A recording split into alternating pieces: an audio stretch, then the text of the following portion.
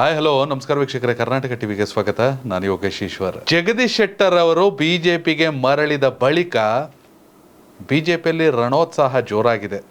ಲೋಕಸಭಾ ಚುನಾವಣೆಯಲ್ಲಿ 28ಕ್ಕೆ 28 ಕ್ಷೇತ್ರಗಳನ್ನು ಗೆಲ್ತೀವಿ, JDS ಜೊತೆ ಸೇರ್ಕೊಂಡು ಅಂತ ಬಿಜೆಪಿಯ ಸಾಕಷ್ಟು ನಾಯಕರುಗಳು ಶಪಥವನ್ನು ಮಾಡ್ತಾ ಇದ್ದಾರೆ.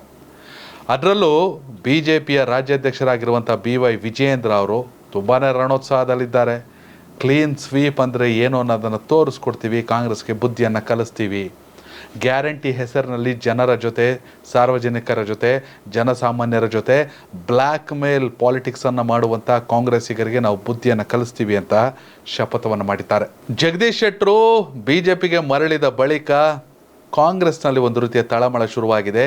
ಬಿಜೆಪಿಯಿಂದ ಕಾಂಗ್ರೆಸ್ಗೆ ಬಂದಂಥ ಎಲ್ಲರೂ ಕೂಡ ಬಿಜೆಪಿಗೆ ವಾಪಸ್ ಆಗ್ತಾರೆ, ಜೊತೆಯಲ್ಲೇ ಕಾಂಗ್ರೆಸ್ನ ಕೆಲ ನಾಯಕರನ್ನು ಕೂಡ ಕರ್ಕೊಂಡು ಹೋಗ್ತಾರೆ ಅಂತ. ಇದೀಗ ಆ ಲೆಕ್ಕಾಚಾರಗಳ ಬಗ್ಗೆ ನಡೆಯುತ್ತಿರುವ ಚರ್ಚೆಯ ನಡುವೆ ವಿಜಯೇಂದ್ರ ಅವರು ಸಿಡಿಸಿರುವಂಥ ಬಾಂಬ್ ಅತಿ ದೊಡ್ಡ ಸದ್ದನ್ನ ಮಾಡ್ತಾ ಇದೆ. ಹೌದು ವೀಕ್ಷಕರೇ, ಶೀಘ್ರವೇ ಕಾಂಗ್ರೆಸ್ನ ಮತ್ತಷ್ಟು ಜನ ನಾಯಕರು ಬಿಜೆಪಿಗೆ ಬರ್ತಾರೆ ಅಥವಾ ಬಿಜೆಪಿಗೆ ವಾಪಸ್ ಆಗ್ತಾರೆ ಅನ್ನುವಂಥ ಅತಿ ದೊಡ್ಡ ಸ್ಟೇಟ್ಮೆಂಟ್ ಅನ್ನ ಬಿಜೆಪಿ ರಾಜ್ಯಾಧ್ಯಕ್ಷ BY ವಿಜಯೇಂದ್ರ ಅವರು ಕೊಟ್ಟಿದ್ದಾರೆ. ಹಾಗಾದ್ರೆ ಬಿಜೆಪಿಯಿಂದ ಕಾಂಗ್ರೆಸ್ಗೆ ಹೋದಂತ ನಾಯಕರುಗಳ ಸರದಿ ಜಗದೀಶ್ ಶೆಟ್ಟರ್ ಅವರ ಗರ್ವಾಪ್ಸಿ ಮೂಲಕ ಅದನ್ನೇ ಮುನ್ನುಡಿ ಮಾಡಿಕೊಂಡು ತುಂಬಾ ಜನ ವಾಪಸ್ ಬರೋಕ್ಕೆ ನಿಂತಿದ್ದಾರೆ ಅನ್ನೋ ಲೆಕ್ಕಾಚಾರ.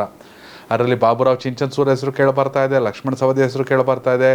ಹಾಗೆ ಒಂದಷ್ಟು ಜನ ಕಾಂಗ್ರೆಸ್ನ ನಾಯಕರುಗಳನ್ನು ಕೂಡ ಬಿಜೆಪಿ ತನ್ನತ್ತ ಸೆಳೀತಾ ಇದೆ. ವಿಧಿ ಇಲ್ಲ, ಬೇರೆ ಆಪ್ಷನ್ ಇಲ್ಲ, ED IT ತಲೆನೋವುಗಳು ಇವೆಲ್ಲ ಯಾಕೆ ಬೇಕು, ಈ ಸಲ ಬಿಜೆಪಿಗೆ ಹೋಗಿ ಮೋದಿನ ಗೆಲ್ಲಿಸ್ಬಿಟ್ಟು 5 ವರ್ಷ ಅಚ್ಚುಕಟ್ಟಾಗಿ ಇದ್ಬಿಟ್ಟು ನಮ್ಮ ರಾಜಕೀಯನ ಮುಗಿಸ್ಕೊಬಿಡೋಣ ಅಂತ ಒಂದಷ್ಟು ಜನ ಕಾಂಗ್ರೆಸ್ ನಾಯಕರು ಲೆಕ್ಕಾಚಾರವನ್ನು ನಡೆಸಿದ್ದಾರೆ ಅನ್ನೋ ಮಾತುಗಳು ಕೂಡ ಕೇಳಿ ಬರ್ತಾ ಇದೆ.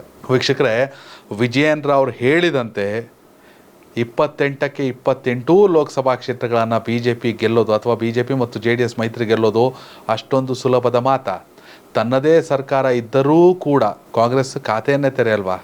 ಸ್ವಲ್ಪ ಹಾಸ್ಯಾಸ್ಪದ ಅನಿಸುತ್ತಾ ಬಿಜೆಪಿಯ ಕಾನ್ಫಿಡೆನ್ಸ್, ಅಥವಾ ಬಿಜೆಪಿಯ ನಂಬಿಕೆ ನಿಜವಾಗುತ್ತಾ? ಈ ವಿಡಿಯೋ ಬಗ್ಗೆ ನಿಮ್ಮ ಅಭಿಪ್ರಾಯನ ಕಾಮೆಂಟ್ ಮಾಡಿ. ಹಾಗೇನೇ ಕರ್ನಾಟಕದ 28 ಲೋಕಸಭಾ ಕ್ಷೇತ್ರಗಳಲ್ಲಿ ಯಾವ ಪಕ್ಷಕ್ಕೆ ಎಷ್ಟು ಸ್ಥಾನ, ಯಾರು ಪ್ರಧಾನಿ ಆಗಬೇಕು, ನರೇಂದ್ರ ಮೋದಿ ಅವರ ಹ್ಯಾಟ್ರಿಕ್ ಸಾಧನೆ ಮಾಡಬೇಕಾ, ರಾಹುಲ್ ಗಾಂಧಿ ಅವರ ಅಥವಾ ಮಲ್ಲಿಕಾರ್ಜುನ ಖರ್ಗೆ ಅವರ, ನಿಮ್ಮ ಅಭಿಪ್ರಾಯನ ಕಾಮೆಂಟ್ ಮೂಲಕ ತಿಳಿಸಿ. ಧನ್ಯವಾದಗಳು.